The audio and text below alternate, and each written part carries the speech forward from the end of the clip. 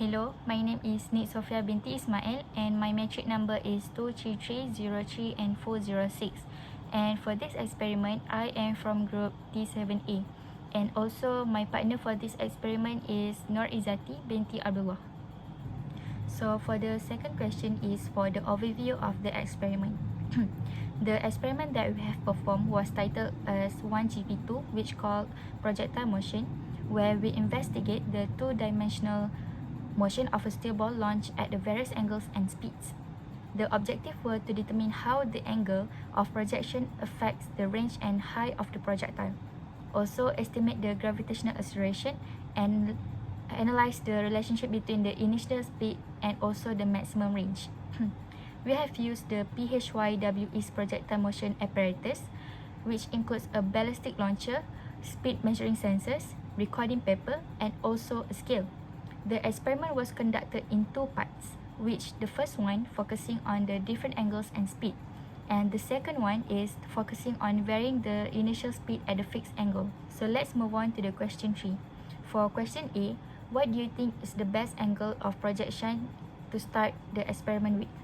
So for me, I think the best angle of projection to start the experiment with is 45 degree. This is because according to the projectile motion theory, the range of projectile is maximized when the angle of projection is 45 degree, because this is assumed that there is no air resistance. So for the second question, which is question B, suggest a way to accurately measure the height of projection of the steel ball in this experiment. So the answer is, to accurately measure the height of projection, we can use a high-speed camera placed perpendicular to the plane of motion to record the trajectory. This is because the video footage can then be analyzed frame by frame to determine the maximum vertical displacement. Alternatively, using a motion sensor or vertical ruler positioned alongside the trajectory path can also give accurate height readings. So for the next question, suggest a way to determine the time taken for the projectile in this experiment to reach the maximum height. So the answer is, the time to reach maximum height can be calculated by using the vertical component of initial velocity, which the formula is T equals to V naught sine theta over G, where V naught is the initial speed, and theta is the projection angle, and G is the acceleration due to gravity.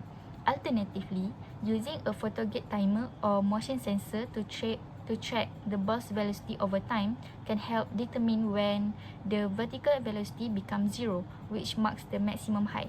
Let's move on to the next question. The question sounds like, from the theoretical physics point of view, will the type of material of the ball affect the range and height of projection? Why and why not? So my answer should be, theoretically, it is not. The material of the ball should not affect the range or height of the projection if we neglect air resistance and assume the same mass and shape.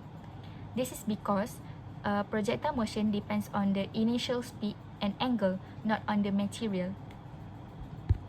So for the last question is, explain why in the real experiments performed, there are still significant discrepancies in the range and height of projection obtained using steel and wooden balls. So my answer would be, although theoretically the materials should not matter, in real experiments, factors such as air resistance, mass difference, and also imperfection in the shape cause discrepancies. Steel balls are heavier and less affected by air drag. This can maintain their trajectory more consistently. And for wooden balls are lighter and may be more easily deflected by air resistance or bounce differently upon impact, leading to a variation in measured range and height. So that's all from me. Thank you.